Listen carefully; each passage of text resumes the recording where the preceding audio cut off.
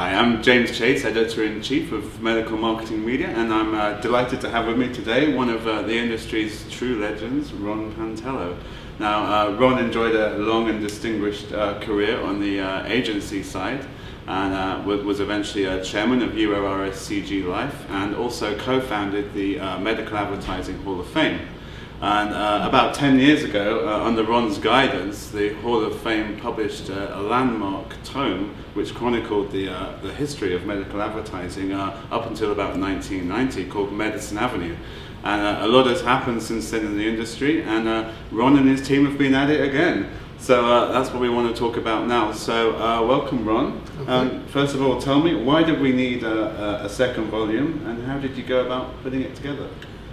Well, I think we needed a second volume because the first book, Medicine Avenue, left off in 1990. So there's been nothing written about this industry since then. And as we know, a lot has happened between 1990 and 2008. So we clearly wanted to update the history of the industry, consistent with the Medical Advertising Hall of Fame's mission. Secondly, we wanted to continue to honor those people that worked and contributed during that particular period of time. And finally, we really wanted to document the change that's taken place in the last 18 years, which has been dramatic. And so therefore, the Medical Advertising Hall of Fame reached out to me and myself to some other colleagues, and we began an 18-month venture in creating Medicine Avenue 2. Right. Well, we mentioned a lot's happened between the Volume 1 and Volume 2. Just tell us a little bit about some of those changes that you've come across in compiling the book. Well, the changes really drove writing the book. You know, this industry was formed in 1921, and Harry Phibbs opened his agency in Chicago. It's the first real medical advertising agency. And then life went on. The changes that have occurred in the last 18 years in this business were more than any of the changes from 1921 to 1990. It's really been remarkable. And those changes really involve some specific areas, one of which clearly is technology, which we didn't talk about in the first book. But technology affected the medical advertising business dramatically in the mid-1990s. Firstly, it affected how we produced our product, because it went from really using our hands to electronically producing it. And secondly, at about the same time, we began to communicate electronically with each other. And so everything began happening in lightning speed, which really changed how we did things. So technology clearly had to be a new focus in Medicine Avenue 2. Secondly, the digital era dropped on us, clearly an outgrowth of technology, but the digital area in terms of the kind of communication products we produced, how we spoke to and with customers, and importantly, how customers began to experience the creative product rather than just tell and sell. Customers were able to begin to personally experience products given digital technology. Therefore, that clearly had to be a focus of this book, unlike the first book. And regulatory affairs, a big issue in the last 18 years, both in a positive way and a negative way. In a positive way, of course, it opened up direct-to-consumer advertising, which again changed and opened up new opportunities for us. And on kind of the downside, they became a much more important policing activity, which cost the industry a lot of money.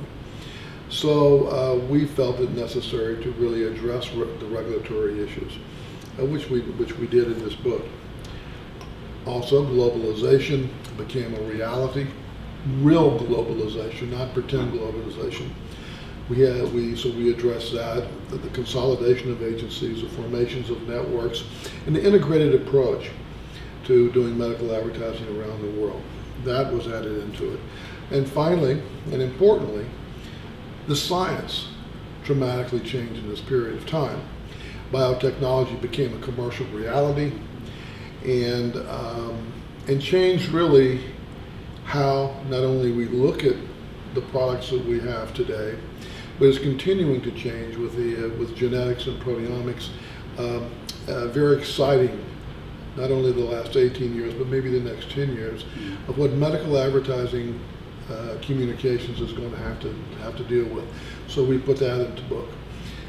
All right, those are very daunting subjects. So how do we do that?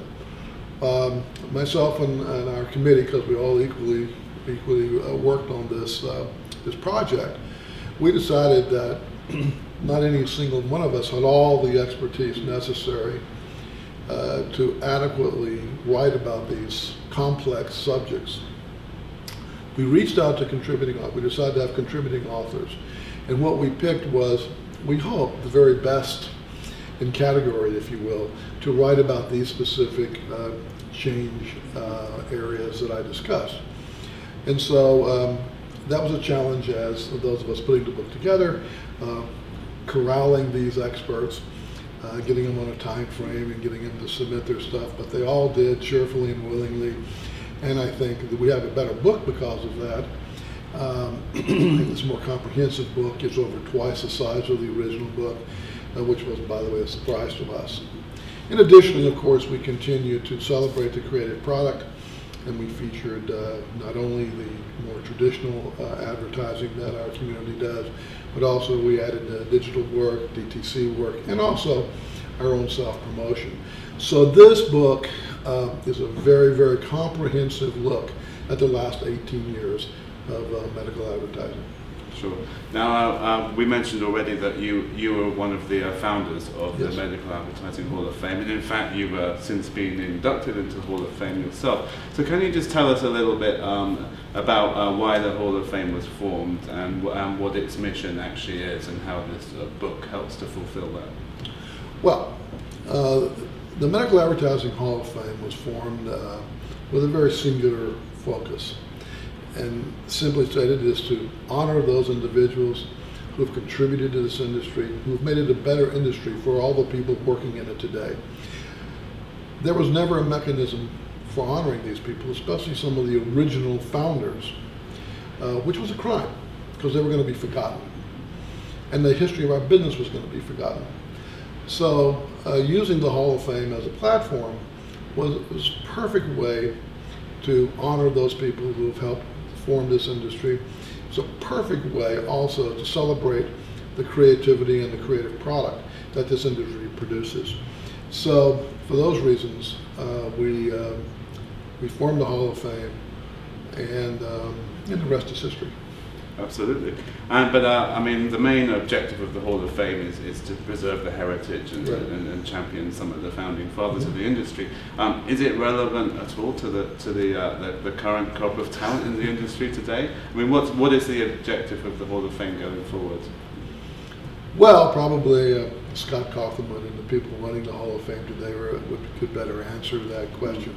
But I think the focus remains the same. But I'd like to rephrase that a little bit to answer your question more directly, because the younger leaders in this industry today are busy working in a very transactional industry today rather than in a personal industry. So they have a much more difficult task in front of them.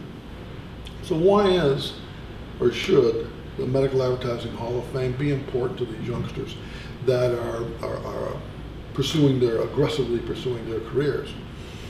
I think the reason is that the Medical Advertising Hall of Fame is a visible monument to the value that this industry creates. And if you do not celebrate your value and scream it loud and clear, you become a commodity, and price is important. What's important going forward is that this industry and the new leaders value values, and that they learn from the past how to move forward in the future. And that future is all about value.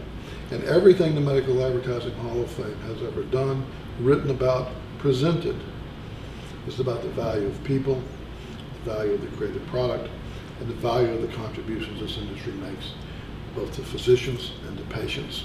It is about value. And the holder and keeper of that historical value is the Medical Advertising Hall of Fame. And I would urge every young executive in this business to look back at the Medical Advertising Hall of Fame and what it's produced so they can move forward in the future for even greater innovation. Thank you very much, Ron. This is the book we're talking about, Medicine Avenue 2. And if you want to get your hands on a copy, all you have to do is go to the Medical Advertising Hall of Fame website, which is mahf.com, and it's $20 plus shipping and handling, or you can get it bundled with Volume 1 in a box set for $40 plus shipping and handling. So that's mahf.com. So thanks again, Ron, for coming in, and I'm James Chase for MM&M. Thank you.